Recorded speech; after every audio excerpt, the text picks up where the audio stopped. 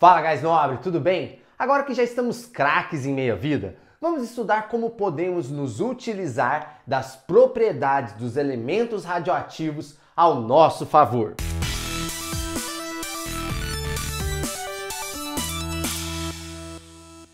Se você se lembra, meia-vida é o tempo necessário para que metade de uma amostra radioativa se desintegre, correto?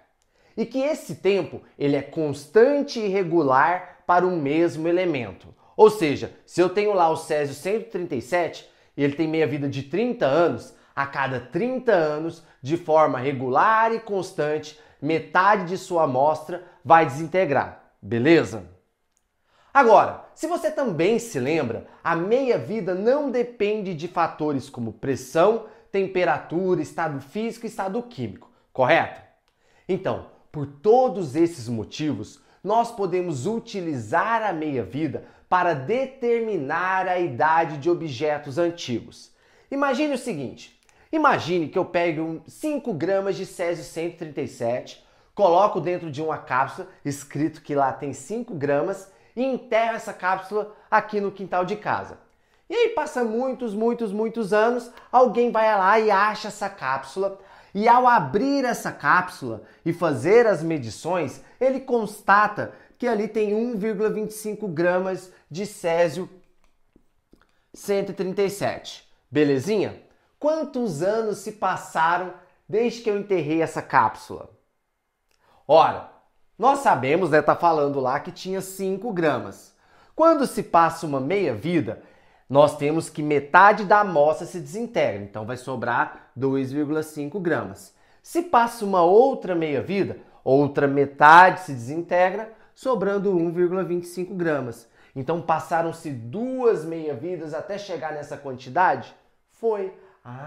Então quer dizer que passou 30 e 30, porque o césio tem meia-vida de 30 anos, se passaram então 60 anos. E aí eu consigo determinar então a idade dessa cápsula aqui, de quando eu enterrei essa cápsula, beleza? Guys nobre, esse é um exemplo simples, mas esse mesmo raciocínio é utilizado para calcular a idade de objetos e de fósseis, medindo a quantidade de elemento radioativo que ainda se encontram nesses materiais. E não se engane, todos nós carregamos um pouquinho desses elementos radioativos em nossos corpos. No caso de materiais orgânicos como nós, o grande protagonista dessa história é o carbono 14. Isso mesmo, carbono 14. Ele é um isótopo do carbono, o mesmo carboninho que está presente nos compostos orgânicos e que ajudam a constituir o nosso corpo. Professor, então você está me dizendo que no nosso corpo e em outros organismos vivos, além de ter o carbono 12, nós temos também carbono 14 que é radioativo? Sim, nesse momento você está emitindo radiação. Então você pode chegar para o Mino, para mim e dizer: como você está radiante hoje?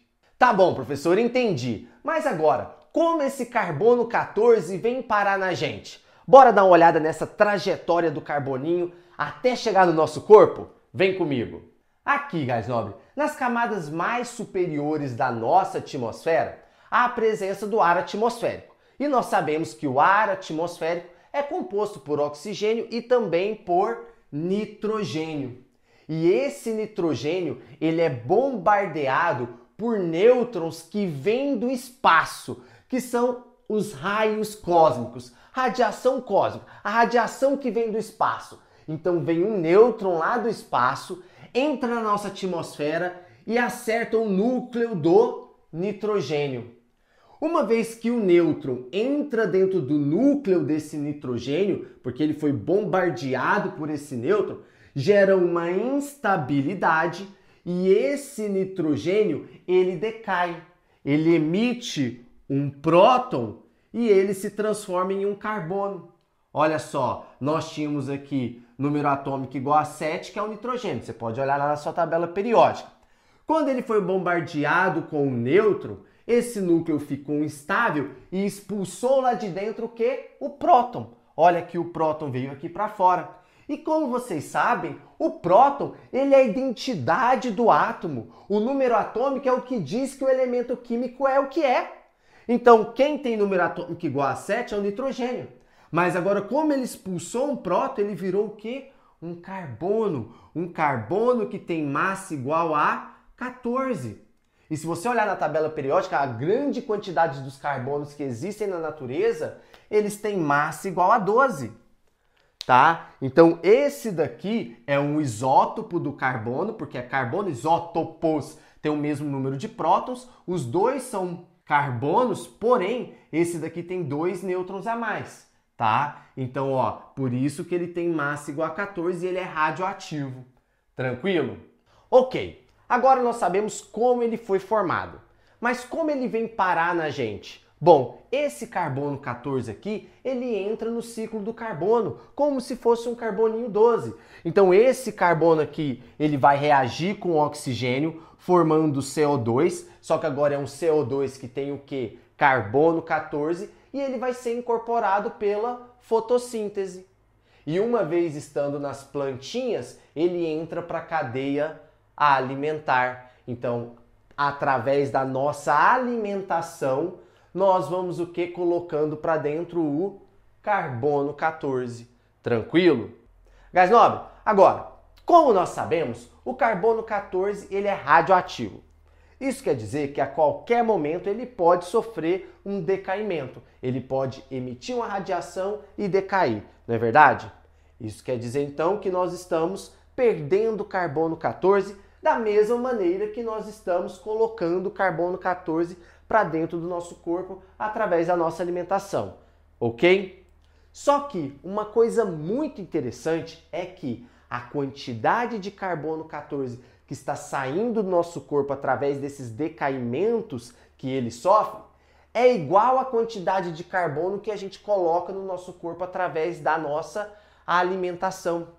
Isso quer dizer que enquanto nós estamos vivos, a taxa de carbono 14 no nosso corpo é constante e aproximadamente igual a 10 partes por bilhão.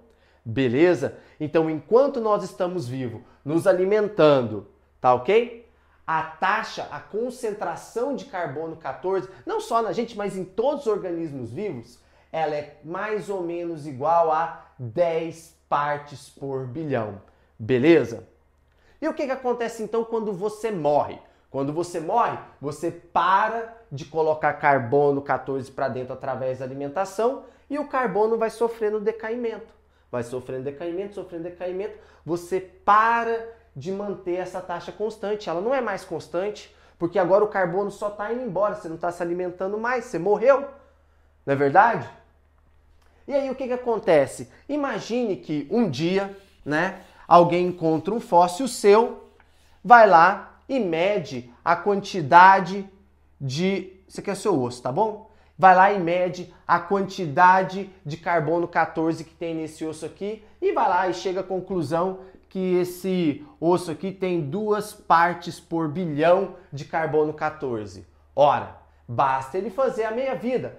Nós sabemos que quando nós estávamos vivos, a nossa taxa era constante, igual a 10 partes por bilhão. Pronto, você morreu. Você parou de manter essa taxa constante porque você não está se alimentando mais. Aí sofre uma meia-vida, cai para o quê? 5 partes por bilhão.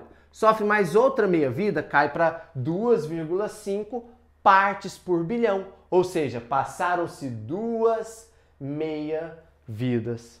Tranquilo? Cada meia-vida do carbono 14 é de 5.730 anos. Isso quer dizer, então, 2 meia-vidas vai ser 2 vezes o quê? 5.730, que vai dar o quê? Ó, 11.460 anos. Então, se alguém chegar e encontrar um osso que tem essa concentração de carbono 14, quer dizer que esse fóssil morreu há 11.460 anos atrás. Tranquilo? Muito massa, né? Agora, gás nobre, é o seguinte, tenho que fazer uma observação aqui sobre a datação com carbono 14. Nós não podemos sempre usar o carbono 14. Ele é utilizado para datar objetos de aí até mais ou menos 50 mil anos. Mais do que isso, a quantidade de carbono 14 que fica nos restos mortais, ela é muito baixa para a gente ter uma medida de confiança, tá bom? Para a gente medir coisas mais velhas, como o planeta Terra, como os dinossauros, aí nós usamos outro elemento químico, um elemento químico que tem uma meia-vida maior, como o urânio 238. Ele tem meia-vida igual a 4,5 vezes 10 a nona anos. Aí nós usamos urânio, então, para medir essas coisas muito mais velhas. Beleza? Então, na aula de hoje, nós aprendemos que o carbono 14 pode ser utilizado para datar organismos ex-vivos, né, vamos dizer assim, de até 50 mil anos de idade, tá ok? Que enquanto os organismos estão vivos na Terra, a concentração de carbono 14 é de aproximadamente 10 partes por bilhão e que o carbono 14 é formado pelo bombardeamento do nitrogênio por nêutrons vindo do espaço. E uma vez formado, ele é incorporado na cadeia alimentar. Beleza, guys nobre? Então, um grande abraço, se inscreva no nosso canal, deixe seu like e te vejo na próxima aula. Reagir!